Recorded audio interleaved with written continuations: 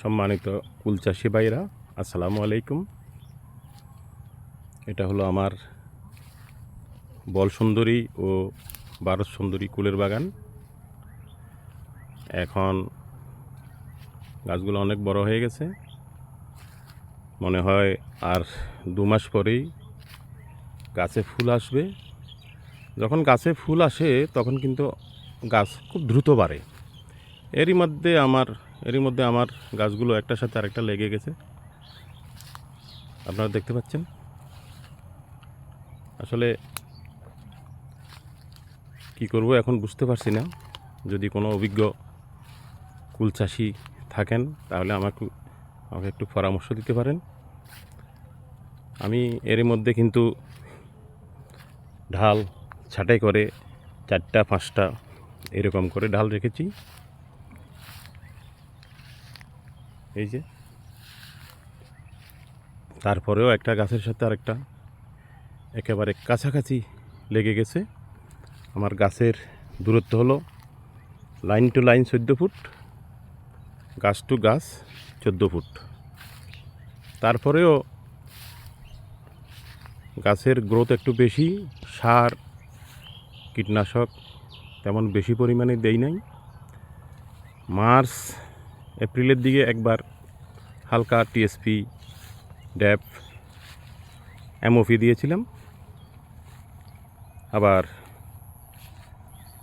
আজকে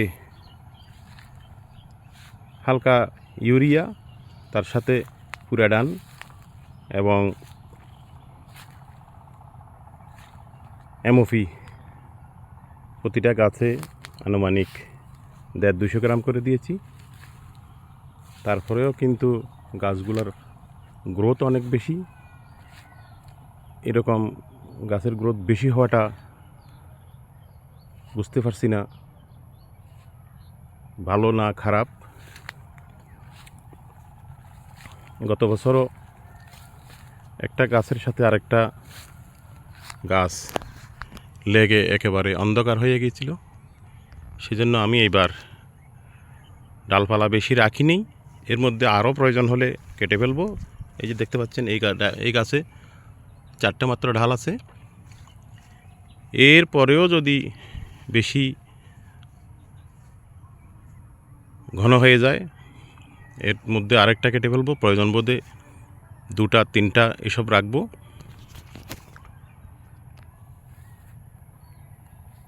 আর এই মধ্যখানে দেখতে পাচ্ছেন, এগুলো মালচিং করে মরিচের চারা লাগিয়েছিলাম। একটু দেরিতে লাগানো হয়েছিল বিদায় তেমন একটা গ্রোথ হয় নাই। আর কুল গাছ তাড়াতাড়ি বড় হয়ে যাওয়াতে একটু ছায়ায়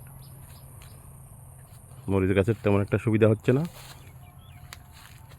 তারপরও দেখি কি করা যায়। আমার কাছে এখানে প্রায় 3.5 একর বল সুন্দরী, ভারত সুন্দরী কুলের গাছ আছে। মাঝে মধ্যে কয়েকটা কাশ্মীরি আছে। আবার এবছর 100 পিসের মতো আমি চায়না টককুল লাগিয়েছিলাম। মাত্র 3 মাস হলো। এ হলো চায়না টককুল। মাঝে মাঝে একটু ফাঁকা জায়গা যেখানে আছে সেখানেই চায়না টককুল লাগিয়েছি। একটু দেরিতে লাগানো হয়েছে, আসলে আরও একটু আগে লাগানো দরকার ছিল।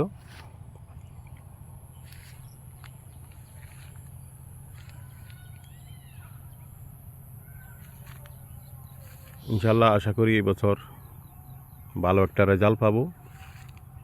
তারপরও গাছগুলো অনেক বেশি বাড়ছে। যদি কোনো অভিজ্ঞ ব্যক্তি থাকেন